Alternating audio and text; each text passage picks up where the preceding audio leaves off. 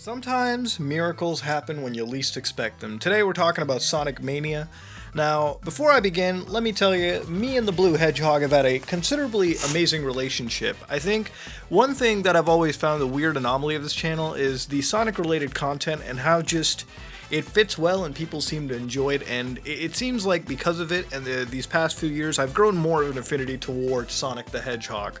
I played more of the games, but initially I never played any of the Sonic games. As a kid I played Sonic 1 and then I fucked off for a while. I played SNES RPGs most of my life, and I only recently played Sonic 2, I think like a year and a half ago. And the game was fine, the game was alright, but I never really became a huge Sonic fan, like a lot of other people seem to be, okay? I stuck to other things, I wasn't making OCs or anything like that, but I gave the Sonic games a chance, and from the chances I gave it, I enjoyed some of them, and I despised some of them, and some of them I grew to love just because they were so bad they were good. Sonic 06. But Sonic Mania was one of those games that Imaru had hyped up for me. He's a huge Sonic buff. He's got certain OCs in the closet. But I got the idea from him, and Sonic Mania was being hyped to me through my friends.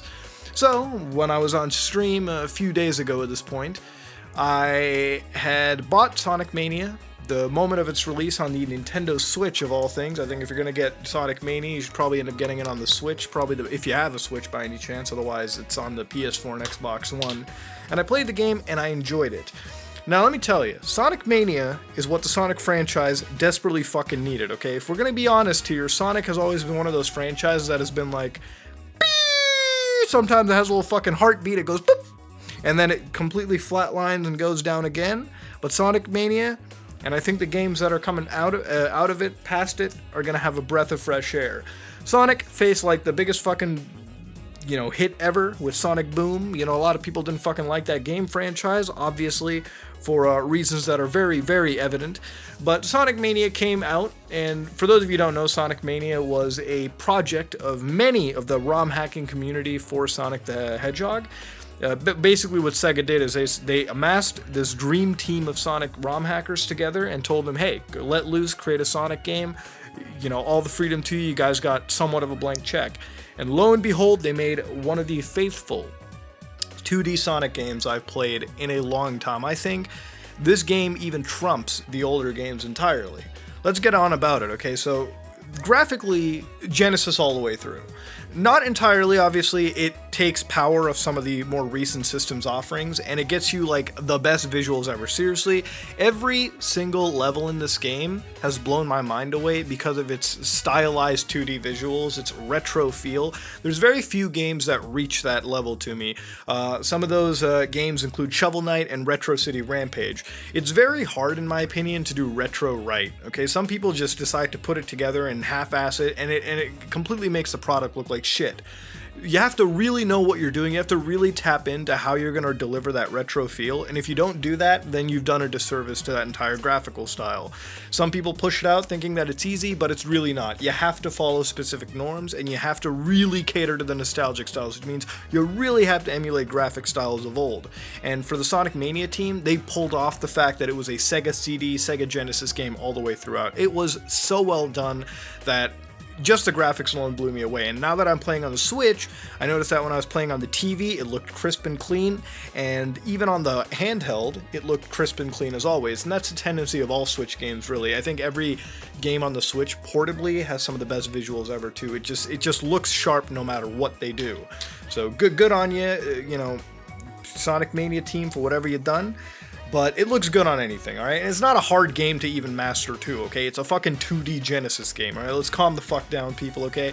I know a lot of people are like, this game runs 60 frames a second. It does, it never drops. There's none of that bullshit with the Sega Genesis where you run into something and it goes down to like 2 frames a second. Back then I thought, ooh, this is a novel concept, but really it was a Genesis saying, kill me, please. I'm rendering like 300 rings at one point. Stop getting hit, you fuck. But regardless, Sonic Mania comes out and it handles it all fine, looks the part, even sounds the part too. Let me tell you, the music in this game, and I've always liked Sonic music. Sonic music has always been that music that you could put into an hour-long compilation and listen to in the back of your head while you're working. That I will wholeheartedly back. In Sonic Mania, the music is golden. Dude, if I could have sex with the soundtrack, I would find a way. Let me tell you, that's too much information, but it works. Allow me, just let me make that an abundant fact. It's got co-op and competitive mode and whatnot. It's easier on the Switch because you can just split up a fucking Joy-Con controller and send it to your friends and basically play it even on the tablet, although split screen on the Nintendo Switch tablet isn't as exciting as we thought, alright? It's like, regardless, Sonic Mania obviously looks the part, plays the part, feels the part, and aside from that, there are a few complaints that I have too with it. I'm not going to say it's the perfect Sonic game, it's close to it. But Sonic Mania is a short game. The reason why I'm making the video like this, and not just a standard gameplay video, is honestly, making a gameplay video doesn't really make too much sense. I can show you clips of my stream, and I was really damn speechless. After I'd finished up playing this on launch night, I actually finished it launch night, launch day, whatever you want to call it. The game is that short. It's, again, a Genesis type game. So you could finish it in like 3 hours or so. And I did. And I enjoyed my entire way through it, for the most part. There were some moments where, like, you'll come across an entire zone that is shit. For example, there's an underwater zone that I fucking despise. It almost makes me not want to play the game. Now that I played the game, I can almost, like, skip that part and forget that it exists. But alongside that, the reason why it's so evident is because, you know, with something like Mario where you have multiple zones, you also have like 6 or 7 fucking levels with it as well. But because Sonic stages are so complex, they're so big, you can only have 2 of them per zone before the developers get burned out. And the problem there is because you only have 2 levels per zone, they both come off is really shitty, so the whole zone leaves a sad, salty taste in your mouth. And not only that, but there's like boss battles in this regarding those specific zones that fucking suck too. I don't know what Eggman smokes half the time, but there's moments in this game where he wants to put you in a coma, and for my case, he almost did put me into a fucking coma. There was moments where I was like passing out while playing this game because it was so fucking boring. But then the game picks back up and you're back into the nice levels.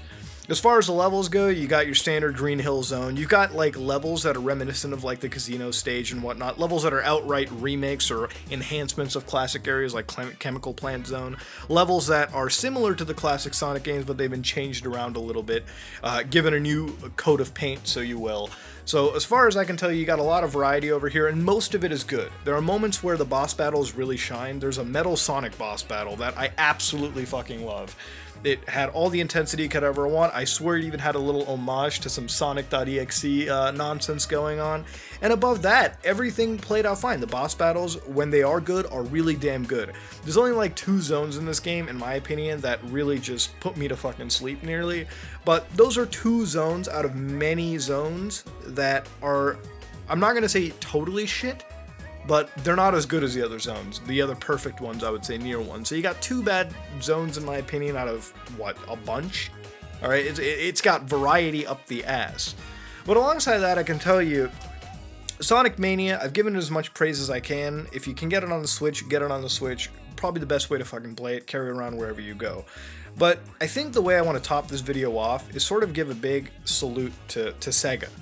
I know that I've always been the one to shit talk on Sega or shit talk any sort of AAA developer, but I realize that nowadays we all like to shit on these AAA people. But I think in the end of the day, there are some that do a pretty damn good job, and I think Sega is one of those companies that's doing a pretty damn good job now. I know Sonic Mania might be some small Genesis indie game side project, it's only $20, but it's a sign of Sega's continued, efforts to make good damn games. If you think about it, from Sega alone, we've got some Game of the Year contenders this year. We've got Persona 5, the JRPG that could do JRPG. We've got Yakuza 0, a game that I have been sucked into. I'm now on the way to play all of the franchise games from it. I'm waiting for Yakuza Kiwami, the first game's remake, to come out on the 29th. There will be a stream of that, I guarantee you. And alongside that, they've released Sonic Mania, and they're coming out with games like Sonic Forces. They've got other projects in the work, and if Sega continues the role, I think they could be that AAA developer that has been making consistent hits just in 2017 alone. And you got to give them credit where credit is due. They did a damn fine job, and I think in the end we're getting some damn good games just from this one company. And there are many other companies out there, but I really wanted to point out the fact that Sonic Mania wasn't just a good 2D Sonic game in a moment where we needed a good 2D Sonic game, because Sonic as a franchise was obviously getting shit on. But I think this game alone kind of proves that the Sonic franchise is not dead. In fact, it is one of the best-selling games right now. Obviously, it just came out, but you get what I'm trying to say.